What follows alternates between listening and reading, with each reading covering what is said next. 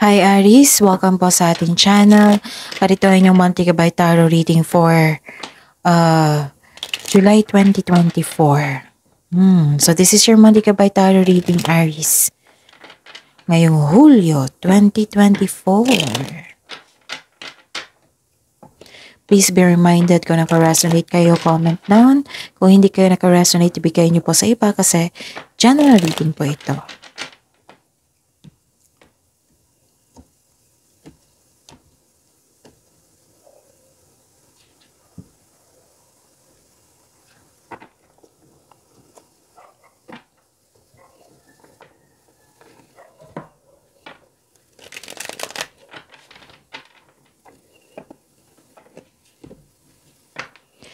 Gamitin ang reading niya ito bilang gabay lamang. Please like, subscribe, and click bell button for notification para updated po kayo sa daily tarot reading natin. Maraming salamat po.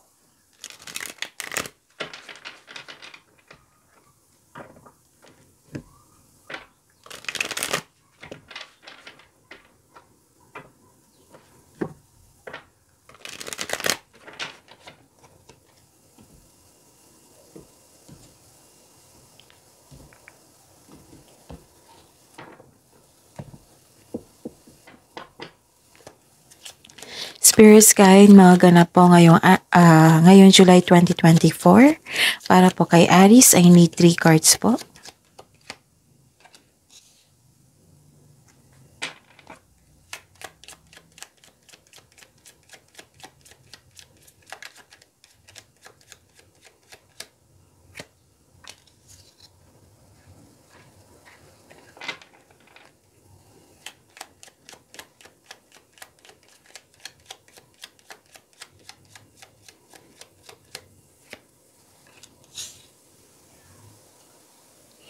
Aries, ngayong July 2024. May nakita ko ditong nag-staycation kayo sa bahay. May nag-uusap dito na grupo ng tao. May nakita rin ako ditong you felt calm and relaxed pag nag-stay sa bahay. Pwede din dun, sa bahay kayo nagtrabaho. May nakita ko ditong nag-uusap na grupo ng tao regarding sa property. Okay, so may nakita rin akong pagbabago dito, bigla ang pagbabago. May separation po akong nakikita dito and restriction. May nasikaso kayo sa isang malaking building. May nakita rin ako ditong decision regarding sa inyong passion. May nakita ko ditong pagbabago to eh. May nakita ko ditong galit kayo kasi nasaktan kayo. May argument pa ako nakikita. And please be reminded, huwag kayong gumawa ng desisyon pag galit kayo. Okay? Spirits Guide. Energy po ni Aries ngayong July 2024. Kunin ko to.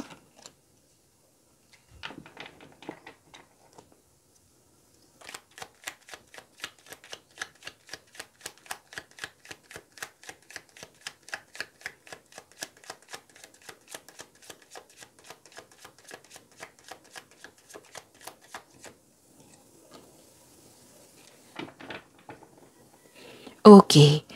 Daily reminder to ha. Kailangan yung malaman to. Kailangan ma-remind kayo. Panoorin nyo yung daily Gabay Tarot reading nyo. Kung pwede 4 days straight. Tapos panoorin nyo din to. Kung may naulit na mensahe, kailangan yung bigyan niya ng atensyon, solusyon at aksyon. At nais ko ipaalam sa inyo, Aries, sa mga suki ko dito na parating humihingi sa akin ng monthly Gabay Tarot reading.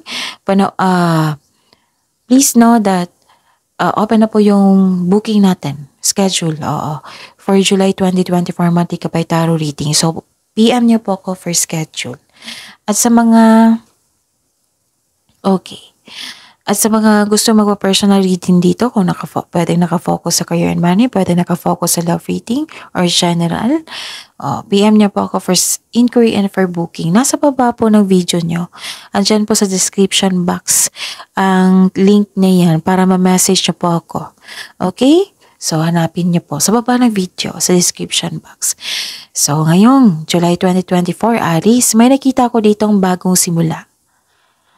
Actually, 3 card na po ang sabi dito eh.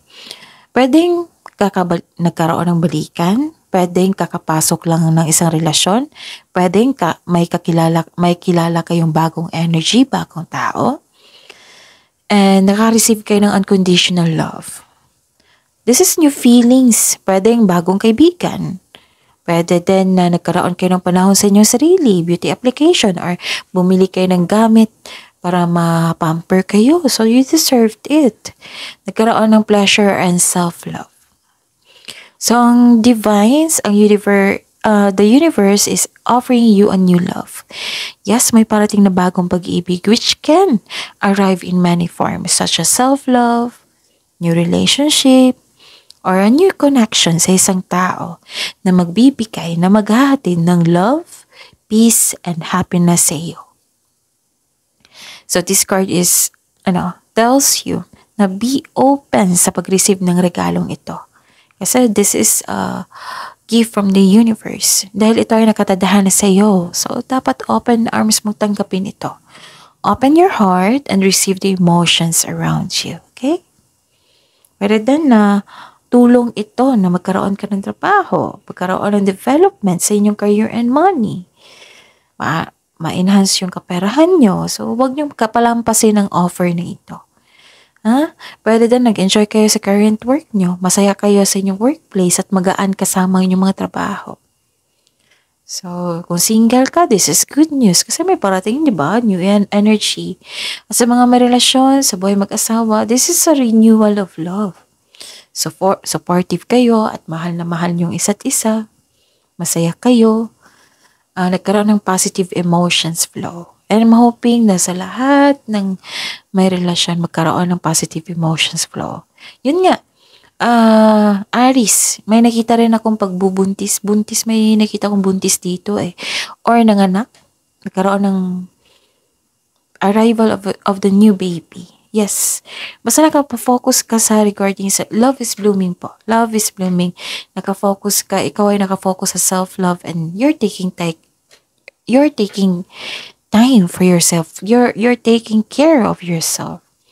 Nagkaroon ng personal development. Ang ganda. Kasi tatlong card po nagsabi dito na may pagbabago. Okay? So ano pa? Nakikita ko rin dito na maasahan kayo sa lahat. Mahusay sa buhay. Mahilig kayong magbigay ng tulong, lalo na yung pera. Mahilig kayo. Tapos, yes, kasi financial stability nakikita ko dito. And may offer sa inyo, it might be a leadership role ha. So, tanggapin niyo po daw ito at bigyan ng pagpaplano at aksyon. And, yes, pagtaas ito ng kaperahan pananalapi. Tapos, naging matatag kayo dito. May nakita kong kasosyo po dito or magbigay po ng tulong. Di ba may sabi ako sa inyo na may tulong. Or may magbibigay ng tulong para tulungan ka sa inyong layunin. So, ayun. So, pasensya na po sa ingay. May dumaan. Okay? So, focus kayo sa akin. Don't worry. Nakafocus ako sa reading natin. Spirit's Guide. Possible blessings po na ma-receive ni Aries ngayong July 2024.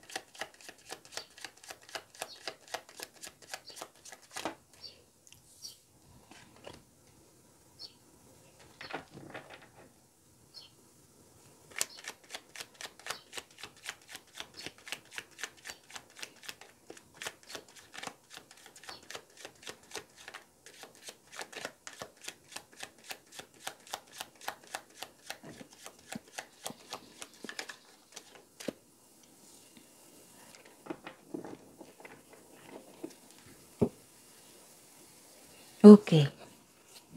So, this is possible blessings. Hard work. Nakikita ko dito, movement, transition, productivity. May bago kayong kasanayan at kaalaman. Okay. Sabi po ng card nyo po dito, kapag ginawa mo yung gusto mo, mamahalin mo yung ginagawa mo. Tapos, another card na nagsasabi dito na tagumpay sa pananalapi. Ang ganda ng blessings. Wow. Tapos, may security dito eh. 'Di ba sabi ko sa inyo, you felt secure, calm, relax. Basta, magkaroon ng tagumpay. Ang ganda. Resulta to sa inyong sipag at syaga. Busy kayo ngayon July 2024, Aries. May resulta, resulta, tinanim nyo to eh. Resulta to sa inyong sipag at syaga. Ganun. What I meant is, ang taas na yung tagumpay ay nasa iyo na. So, sabi po ng card dito, keep up the great work, Aries.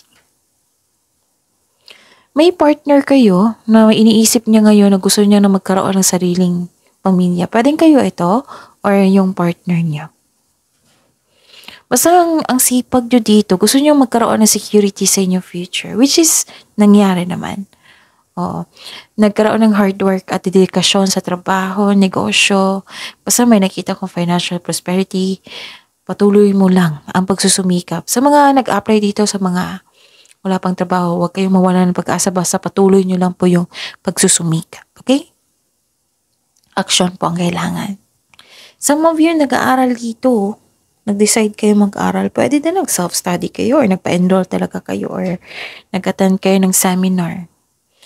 Actually, yung sabi po ng card niyo po dito, what you have been studying or practicing, it will lead you to abundance po. Ang ganda. Wow, ang ganda. 3 card na po nagsabi dito. So, trust that you can do anything. Set an intention so that you can achieve success through yung pagsisipag, diligent work. Kung ano yung na-enjoy nyo sa mga ginagawa nyo, magkakaroon talaga ng malaking income yan. Believe me. Kasi ilang beses na ito lumabas sa inyong cards dito. And huwag kayong magpatalo sa inyong, sa mga delay. Disappoint ka dito sa delay eh. Pero sabi po ng card dito, kailangan nyo daw maghintay. Kasi may nakalaan to sa inyo. Huwag kayong mag-attract ng, malas o na. Huwag kayong mag-attract. Kasi yan yung mag-attract nyo. Attract kayo positivity. Positive affirmation. Yan. May naulit na problema pero kaya nyo ito. Nakikita ko dito kaya nyo. May offer sa inyo dito. Opportunity po. Pero hindi nyo tinanggap, Aries, dahil sa meron kang dahilan. Yun lang. Yung challenge is nainip ka sa delay. Pero sabi po ng card dito, matutong daw maghintay. Tapos wag nyo dong i-push yung situation. Nagkaroon kasi ng rush dito. So yan. Okay, tingnan natin. Spirit guide. Kunin ko lang.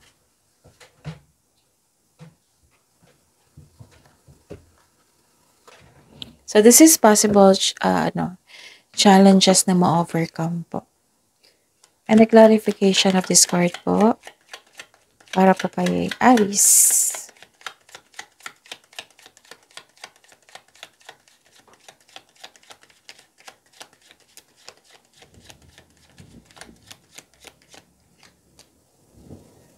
Okay. Mag-ingat po daw kayo sa taong hindi totoo sa inyo. May deception na kasi ako nakita dito, yung paninin lang, scam, ganun. So at least alam nyo para mag-ingat kayo, may pagpaplano, para ano yung iwasan nyo. Huwag kayo matakot sa challenges kasi dyan kayo mas maging matalino, wiser, maging matatag. May learnings po dyan. At ang sunod niyan is success naman. So, ang yung pag-ingatan nyo is yung connection sa inyong kapwa. Kasi may nakita ako ditong, actually, parang alam nyo to kung sino ito kasi galit kayo dito. May argument na ganap. Pero mag-ingat sa kanya. Kasi paninin lang gumagawa siya ng paraan. Mag-ingat sa ibang tao or sa bagay. And may paalala po ang card niyo po dito na huwag niyong hayaan na ipalam sa kanya yung next step mo. Kasi maaring siya yung dahilan na masira yung plano niyo. May mga tao dito naiingit sa inyo kasi ang ganda ng success niyo, sunod-sunod. Oo, may pagsisinungaling, may pagbabackstab, may tinatago, may plastic, may taong hindi ka binigyan ng oras or walang pakialam, yan yung concern. May posibleng, yun, pagsisinungaling talaga na hindi tapat sa kanyang sarili at sa inyo. Mag-ingat kayo kasi mahilig tong magmanipula. Aries. Pwede din na magnanakaw to kasi yung nag-o-observe siya sa inyo sa malayo. Paano kaya ito nakuha ni Aries yung success? Tingnan ko nga kung paano to sirain yung plano niya. Ganun. Mag-ingat kayo sa kanya. Kasi nagmamasid siya May balak talaga siyang masama. Pero alam nyo kung sino ito, naghalit kayo. Nagkaroon kayo ng argument. Siguro ang taas ng expectations mo sa isang tao. Kasi nagkaroon siya na yung naapektuhan kayo. Pero ma-overcome nyo ito Nakikita ko dito. And you are guarded. Ayaw mo masaktan. Pero tahimik ka lang. Pero alam mo ang mga nangyayari.